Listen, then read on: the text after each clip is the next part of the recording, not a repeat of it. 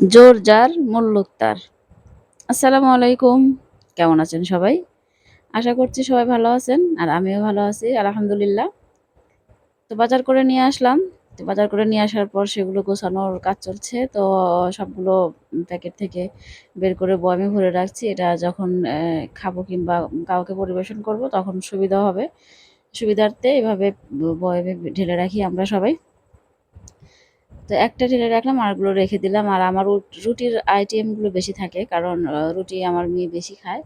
রুটি দিয়ে অনেক কিছু তৈরি করে দেওয়া হয়। আর সকালের নাস্তায় ওগুলোই বেশি খায়। সকালে তেমন একটা ভাত খেতে চায় না। আর দুপুরবেলা ভাত খাবে বলে সকালে ভাত খাবে না। মানে একবেলা ভাত দিতে হবে।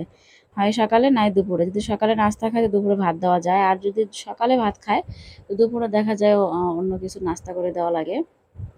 আর কি। আর রাত্রে ভাত খায়, হালকা করে রাত্রেও ভাত খায়।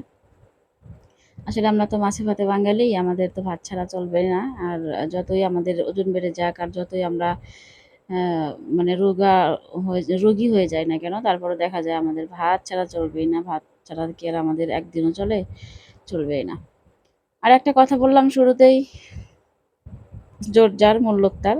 আসলে এই কথাটা আসলেও ঠিক। আর এখনকার সমাজ ব্যবস্থায় এখনকার আমাদের আশেপাশের সব ব্যবস্থা দেখেই এই কথাটা আসলে অনেক মানে গ্রহণযোগ্য। মানে এই কথাটা অনেকটাই যায় আমাদের আশেপাশের লোকের ব্যবহারে, আমাদের আশেপাশের লোকের কর্ম ফলে কাজকর্মে এগুলো যায়।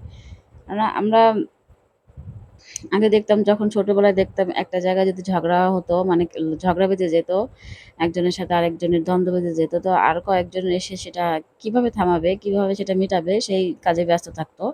তারা সেটা মিটিয়ে ফেলতো।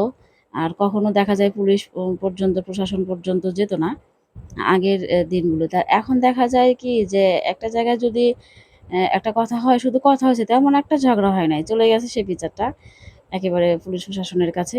তারা এসে বিচার করবে, তারপরে সেটা মীমাংসা হবে। তার আগে মীমাংসা হয় না। আর আমাদের এই দুনিয়ায় আমাদের এই সমাজে, মানে আমাদের এই বর্তমান সমাজে দেখা যায় যে যার এখন তো সৎ, নিষ্ঠাবান আর হক কথার কোনোই দাম নেই আমাদের সমাজে। এখন শুধু দাম আছে হচ্ছে টাকা পয়সার আর ক্ষমতার আর লোকবলের। এটারই বেশি দাম আছে। যার বেশি লোক আছে, যার টাকা পয়সা আছে, তার ক্ষমতা বেশি, তারই দুনিয়াটা, তারই রাজ্য।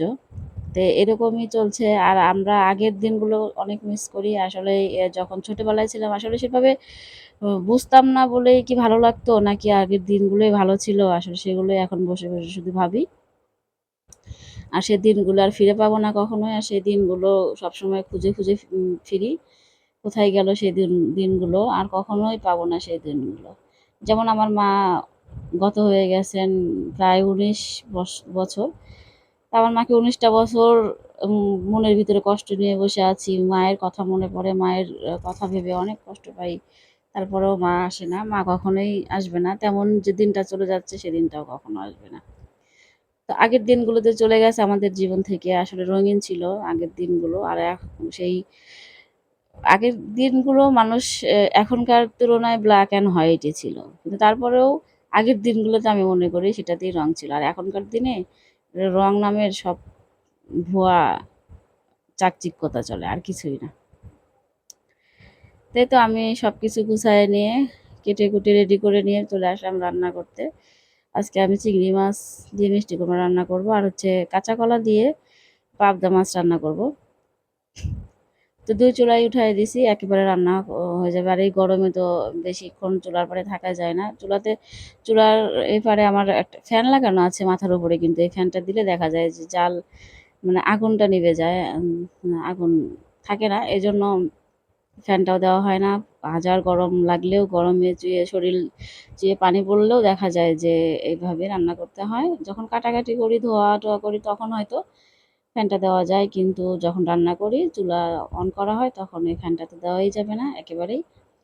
গরমেই অমনি আমিও সিদ্ধ হই, তরকারিও সিদ্ধ হয়। আমিও মানে ঘেমে একাকার হয়ে যাই, আর তরকারি তখন হয়ে যায় আরকি। এই অবস্থা। তো আমি মাছ কষায় তুলে রাখলাম। তুলে রেখে, মানে আজকে আমি যে পাবদা মাছটা রান্না করলাম কাঁচা কলা দিয়ে, এটা আমার স্টাইলে না, অন্যদের স্টাইলে, অন্য এলাকার স্টাইলে রান্না করলাম আরকি।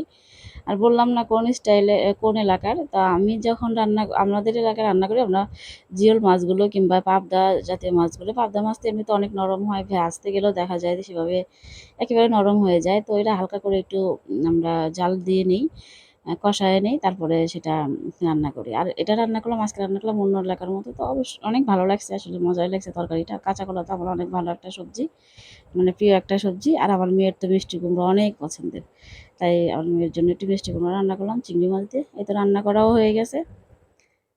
আর রান্না করার পরেই দেখাচ্ছি কেমন হলো আজকে রান্না। আমার আজকের ভিডিও কেমন হলো অবশ্যই জানাবেন কমেন্ট বক্সে।